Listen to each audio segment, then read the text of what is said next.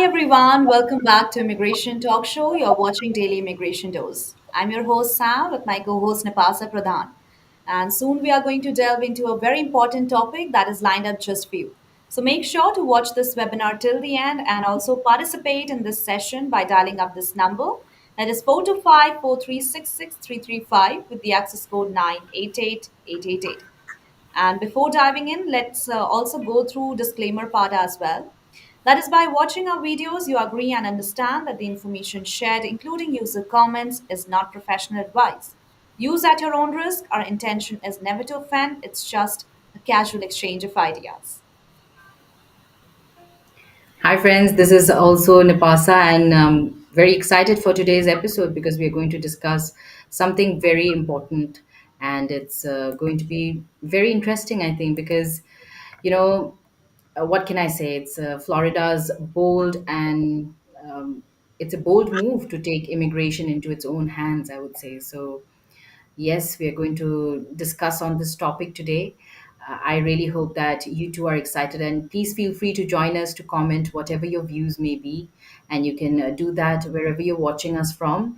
Let us also know where you have joined us from. It'll be really nice to know. And apart from that, you can also call in. We have a line where you can call, and the number is 425-436-6335, and the access code is 988-888. So join us. It'll be very nice to have you. And before we start off with today's topic of discussion, I think we should go ahead with our news updates. Right, Sam? Absolutely, why not? And friends, also make sure that we are live on YouTube and also on X. So do follow us on different social media like Twitter or Instagram or Facebook and LinkedIn as well. Go ahead and follow us, and also don't forget to like, share, and subscribe to Immigration Talk Show. Okay, let me go ahead with my news update. And yesterday only we got to know that June visa bulletin is out for 2025. So let's see and have a look how is it for Indians. So there is no good news for Indians because this time it's really going to be very challenging, and unfortunately, the news is not so good for Indian green card applicants because there's no major movement for India in the green card process. Talking about EB1 category for top skilled workers, still stuck at February 15, 2022. For EB2, there is no change, still stuck at January 1, 2013. EB5 investor visa also still at May 1, 2019. So these delays is happening, and the US only gives 7% of green cards per country, even if the demand is much higher, like in India. Over 1 million Indians are still waiting, but there are only 140,000 total EB green cards every year. So it is something that will be a little difficult for the Indian applicants, but friends, make sure you're updated with all the news and everything that is happening in the world of immigration. And for that, the best thing is to subscribe to Immigration Talk Show. Over to you, Napasa. Absolutely. And in fact, yesterday on Daily Immigration Dose, we discussed on the visa bulletin itself. So go check it out. And as Sam has said, you will find so much more information on US immigration on our handle at Immigration Talk Show. So don't forget to subscribe and hit that bell icon. So yes, my news update now, it's just a scam alert, I would say, because international students are targeted by fake US immigration calls, and this is a huge scam alert, I would say. So the FBI has issued a warning, to international students in the United States about a growing phone scam in which, fraudsters, they are impersonating immigration or government officials. So these scammers are preying on fears around immigration status, especially amid the ongoing tension and policy crackdowns as well. So if you are thinking how the scam works, scammers, they call students often from the Middle East or South Asia, and they pose as agents from the Department of Homeland Security or USCIS or even foreign embassies. So they may spoof official phone numbers to appear legitimate and claim the student has violated their F1 visa or other immigration rules. So the caller then pressurizes the student with threats of deportation or legal action and demands immediate payment for things like visa corrections, legal fees, or university registration as well. So in some cases, they have even sent links to fake government websites. So the red flags claims that you're in trouble with immigration or face deportation, demands for immediate payment by wire transfer, gift cards, or cryptocurrency, phone calls or emails from unofficial or suspicious looking domains, high pressure tactics, and threats of arrest or deportation. These are the red flags that you should be looking for. And what should you do? The options you have, if you, in case you get calls like these, is hang up immediately. First off. Real U.S. government agencies will never ask for money over the phone, and do not provide personal or financial information. That's another thing to keep in mind. And verify the call by contacting the agency directly through their official website. Okay, and report any scam attempt to the FTC at reportfraud.ftc.gov, the FBI, and even your school's Office of International Services. Yes, friends, the FBI advises students to stay alert and skeptical of any unsolicited calls related to immigration. So, yes, scammers are exploiting fears around current immigration policies. So, don't let them take the advantage of you. Okay, and if you receive such a call, get support from your university's international office and notify your country's embassy also if needed. So these are the things you can do. Thank you so much. That was my news update, and I hope that you guys are safe from all these scammers. Absolutely. And thank you so much, Nipasa, for that very important news update. And friends, if you are facing any problem or know someone who is in this condition, it's better to have more knowledge and it's better to have a consultation with the expert. And with that, you can attend our live webinars, you can ask questions over there. And also, don't forget to press the bell icon because whenever we come up live or whenever we post any videos regarding any news, you will get the notification. Okay, so with that, today's topic is again very important one. Is Florida creating its own immigration laws without ICE? What this means for immigrants. So let's start with what's happening right now. So currently, Governor Ron DeSantis has allowed Florida Highway Patrol officers, that is FHP officers, to act like immigration officers. So usually, whatever happened, Pasa, right, that immigration enforcement is handled by the federal government. They have the power to look for what's happening in that area, right? How many undocumented people are there? How many of them are staying over there legally, illegally, whatsoever? Especially an agency called ICE. But now, currently, what's happening? Florida's governor has taken this very bold step, Ron DeSantis, and they are deciding to give the power to Florida Highway Patrol officers to act like immigration officers. He has given state police officers, especially the Florida Highway Patrol, the power number one, to check the immigration status, number two, to arrest undocumented immigrants, and number three, most importantly, to even begin the deportation process. Now, when I'm talking about these 3 pointers, I think these 3 pointers are really hitting the head because when you're taking any step regarding finding out the illegal immigrants, that's okay. When you're informing someone that that person staying next to your home is an illegal immigrant, that's also okay. But when you are involved in the process of arresting an undocumented immigrant and even starting the process of deportation, that is something you become very serious. In fact, this means that FHP is no longer just stopping the speeders or drunk drivers, but they are also involved in enforcing the immigration laws. And in the past, if Florida troopers pulled someone over and found they were undocumented, they couldn't do much. I mean, because obviously they didn't have that power. They have to wait for so many days. They have to inform to ICE officials. They have to wait for federal officers to respond, and which could take hours or even days or even months. But now the FHP officers don't have to wait. They have all the power in their hand. They can decide what to do with that undocumented immigrant, whether to deport them, whether to take them into the custody, to wait for the court hearing, or whatsoever. They have the whole power and they can take the decision on the spot. So I think according to them, this is going to save a lot of time and the process will become faster and more transparent. Yeah. And also talking about stats, Nipasa, you'll be amazed to know that there are 100 state troopers in Florida right now who have been Mhm. officially sworn in as the special deputy U.S. Marshals.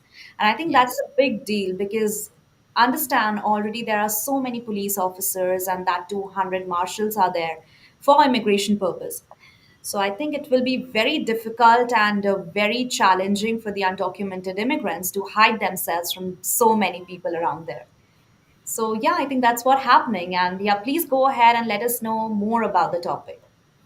It's true, Sam, what you just said, and I think it's just adding to a more strict scrutiny, I would say, and it's sort of a sweeping change. It didn't happen in a vacuum, so it comes as a part of a larger campaign known as Operation Tidal Wave.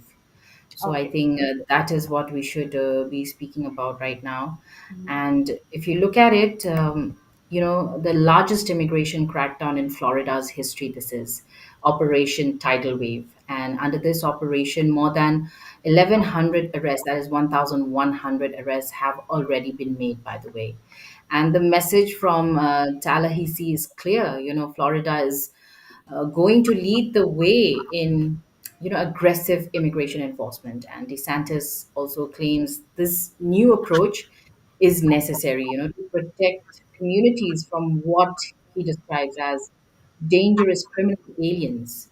So Dave Kerner, the executive director of the Florida Department of Highway Safety and Motor Vehicles, said to a press conference that any Florida trooper you see on the road now has federal authority to arrest and deport undocumented individuals.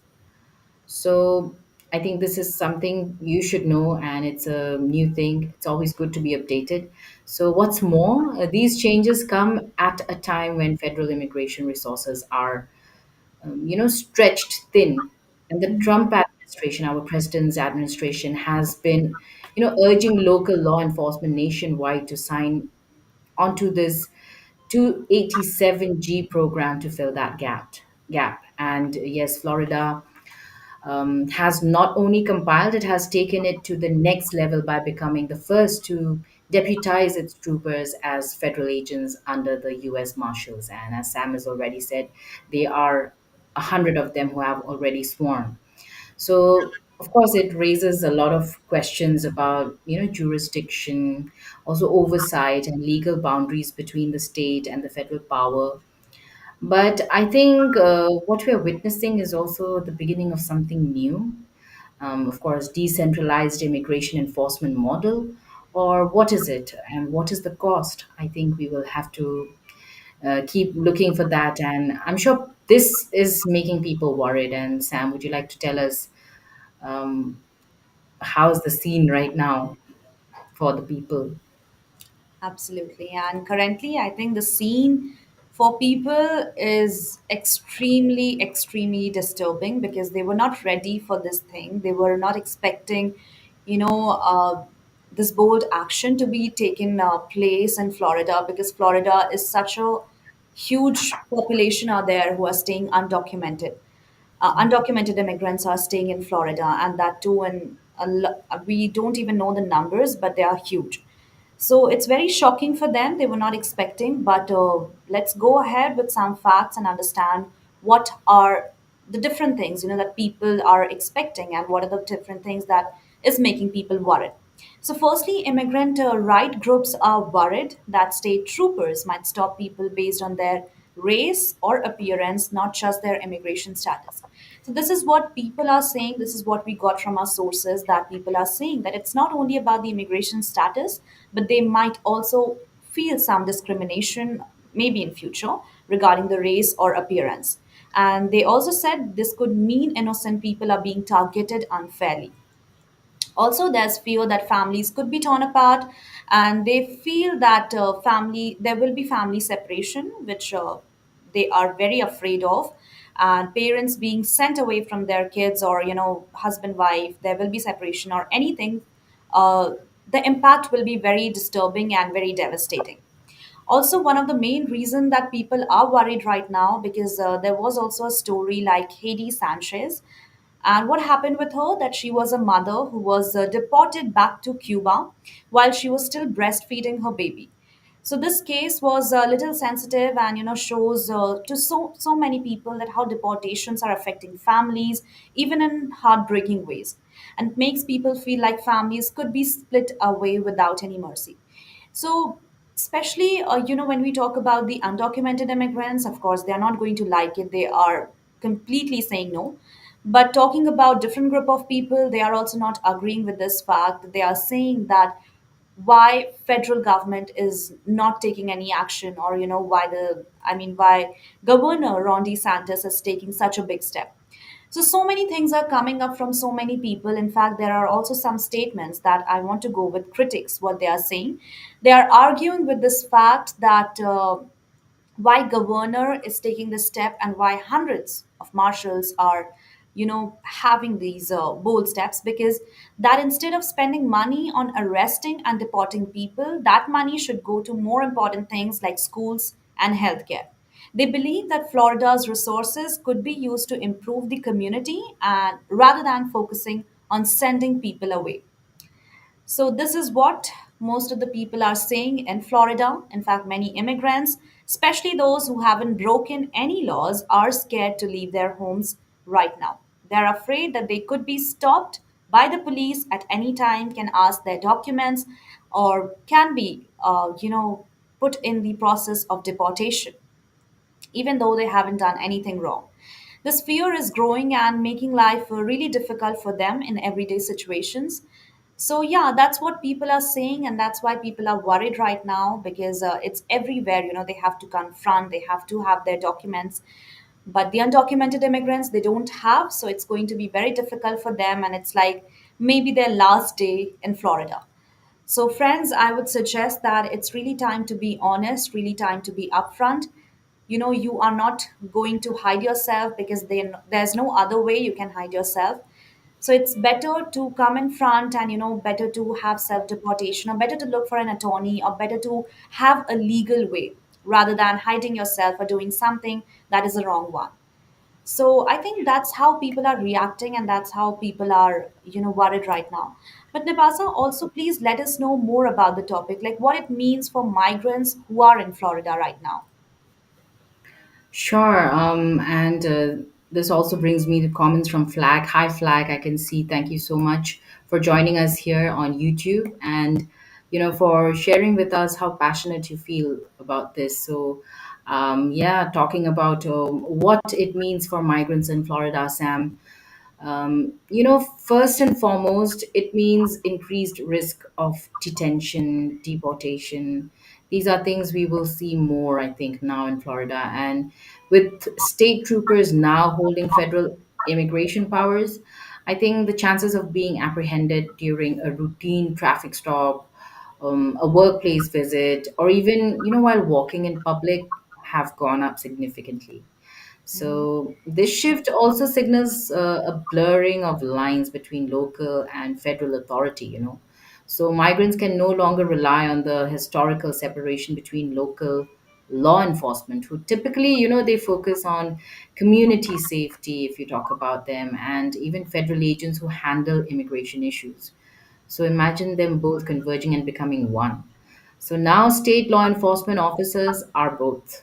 So you can only imagine now, yeah, they'll, as usual, if they feel you're speeding up, if they feel anything is too suspicious, they're going to stop you or your vehicle. They're going to ask for your documents, your license, and they're going to check you through. So it really puts sort of a big strain on immigrant families for that matter, and parents may now worry about being separated from children during a routine encounter.